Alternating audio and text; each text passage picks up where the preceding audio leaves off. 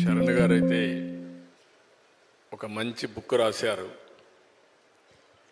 నిన్నటి వరకు మేమందరం ఒక రెఫరెన్స్ ఇచ్చేవాళ్ళం సీక్రెట్ బుక్ చదవమని. ఇప్పుడు మైండ్ సెట్ షిఫ్ట్ చదవమని చెప్పి రికమెండ్ చేయాల్సి వస్తుంది. ఇది ఫస్ట్ బుక్. ఇలాంటి పుస్తకాలు ఇంకా చాలా రాయాలి. ఇక్కడ నేను మీ అందరికీ విజ్ఞప్తి చేసేది ఏంటి, ఉండేవాళ్ళకే కాకుండా రాష్ట్రంలో కానీ దేశంలో ఉండే ప్రజలందరికీ విజ్ఞప్తి చేసేది, మనుషులకి ఎక్స్ట్రాడినరీ పవర్స్ ఉన్నాయి. అందరం కూడా పుట్టినప్పుడు చిన్నగానే పుడతాం, మామూలు కుటుంబాలలోనే పుడతాం. కానీ మనం చేసే ప్రాక్టీస్ కానీ మనం బిల్డప్ చేసుకునే పాజిటివ్ మైండ్ సెట్ కానీ వాళ్ళందరినీ ఉన్నతమైన స్థానాల్లోకి రీచ్ చేసే పరిస్థితికి వస్తుంది. ఇప్పుడు దానికి ఎగ్జాంపుల్ సక్సెస్ అయిన ఏ వ్యక్తిని చూసినా సేమ్ ఎగ్జాంపుల్సే ఉంటాయి. కానీ ఇక్కడ ఇంతవరకు మన అందరం కూడా సీక్రెట్ బుక్లు ఇవన్నీ కూడా చెప్పి రెఫర్ చేశాం. సక్సెస్ అయిన వాళ్ళు ఇప్పుడు నారాయణ గారు ఆయన ఇన్స్టిట్యూట్ కానీ, నేను రాజకీయాల్లో కానీ, చిరంజీవి గారు సినిమాల్లో కానీ మేము ప్రాక్టీస్ చేశాం. ఈరోజు చిరంజీవి గారు మీరు చెప్పినట్టు ఆయన ఆ సంకల్పం చేసుకొని ముందుకు పోయారు. నేను కూడా సీఎంగా ఉన్నప్పుడు ఆయనతో ఎప్పుడు కలిసేవాడిని.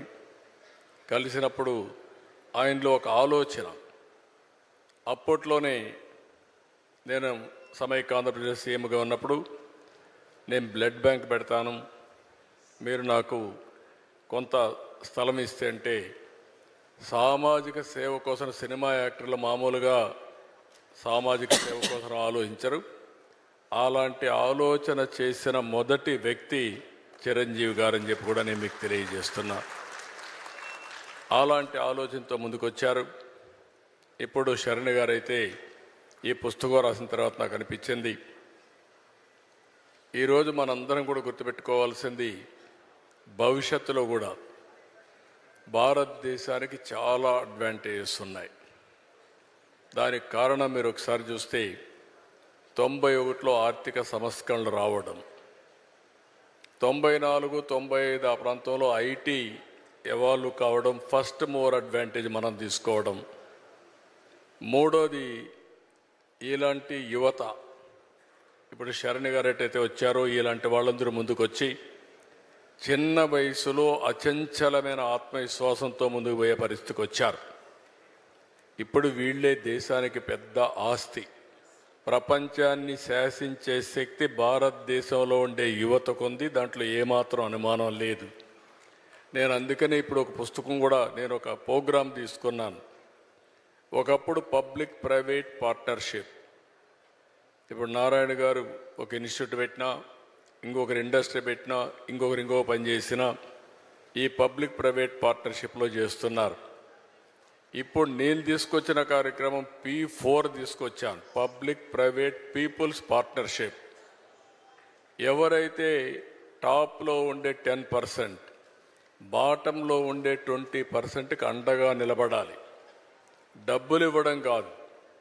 చాలామంది చారిటీ చేస్తున్నారు, చిరంజీవి గారు చేస్తున్నారు, నేను చేస్తున్నా, నారాయణ గారు చేస్తున్నారు, చాలామంది చేస్తున్నారు. కానీ మనుషుల్ని క్యాపిటల్గా భావించి మనం కానీ హ్యాండ్ హోల్డింగ్ ఇవ్వగలిగితే అచంచలమైన విశ్వాసంతో ముందుకు వస్తారు. ఈరోజు ఒక మాటలో చెప్పాలంటే, శరణ్ గారు కూడా చేసే ఈ ప్రజాసేవ, నేను ఇది సర్వీస్కి అని చెప్తున్నా, ప్రజల్ని మోటివేట్ చేయడం, విద్యార్థుల్ని మోటివేట్ చేయడం కూడా ఒక గొప్ప కార్యక్రమం అని చెప్పి కూడా నేను మీకు తెలియజేస్తున్నా. భవిష్యత్ అసెట్స్ని తయారు చేస్తున్నారు. ఒక మైండ్ షిఫ్ట్, ఒక simple mind shift over a period of time బ్రహ్మాండమైన ఫలితాలు వస్తాయి. అలాంటి ఫలితాలు వచ్చినప్పుడు దానికి ఎక్కడా లేనటువంటి రిజల్ట్స్ కూడా వస్తూ ఉంటాయి. ఈరోజు మీరు చూస్తున్నారు, ప్రధానమంత్రి గారు 11 సంవత్సరాలు ఏదైతే నరేంద్ర మోడీ గారు ప్రధానమంత్రి అయిన తర్వాత భారతదేశానికి ఒక సుస్థిరమైన ప్రభుత్వం వచ్చింది. ఈరోజు వికసిత్ భారత్ 2047 తయారు చేసిన తర్వాత 10వ ఆర్థిక వ్యవస్థగా ఉన్న ఈ దేశం 5వ ఆర్థిక వ్యవస్థగా తయారైంది. రాబోయే 2-3 సంవత్సరాల్లో 3వ ఆర్థిక వ్యవస్థగా తయారవుతుంది. ఆ తర్వాత 2047కి 1 కానీ 2 కానీ ఉంటాం.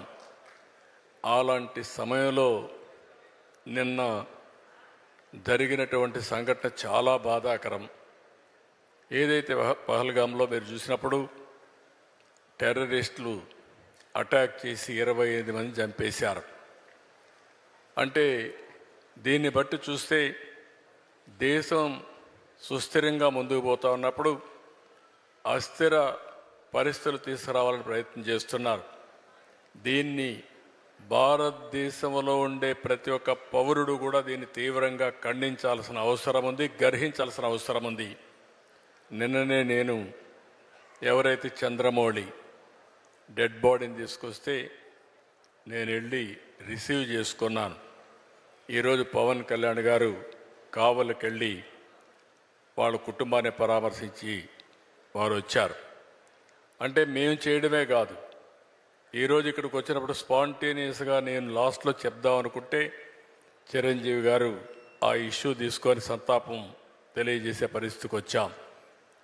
ఈ విధంగా ప్రతి ఒక్కరూ బాధ్యతగా తీసుకొని దేశ సమగ్రతకు ముప్పు వచ్చినప్పుడు కానీ ఇలాంటి వ్యక్తులు ఎవరైనా ఈ దేశంలో ఇలాంటి అరాచకాలు చేసినప్పుడు ఖండించడమే కాకుండా భారతదేశ ప్రభుత్వానికి ప్రధానమంత్రి నరేంద్ర మోడీ గారికి పూర్తిగా సంఘీభావాన్ని తెలియజేయాల్సిన బాధ్యత మనందరిపైన ఉందని చెప్పి కూడా నేను మీకు తెలియజేసుకుంటూ, ఈ ఇన్స్టిట్యూట్ నుంచి మీరు అందరూ ఉన్నారు.